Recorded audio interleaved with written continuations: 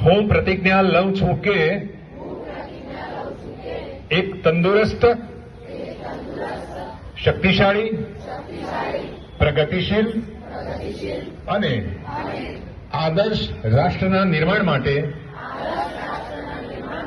તમામ પ્રકારના નશીલા પદાર્થોથી અલિપ્ત રહી વ્યસન મુક્ત જીવન જીવીશ. વ્યસનોમાં ફસાયેલા દેશબંધુઓને વ્યસન મુક્તિની સમજ આપીશ.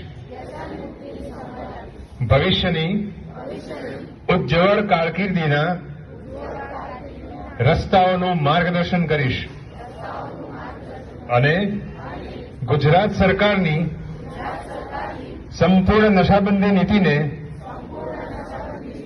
સફળ કરવાની મારી નૈતિક ફરજ સમજીને શ્રેષ્ઠ યોગદાન આપીશ. ધન્યવાદ. મને વિશ્વાસ હતો બોલશો.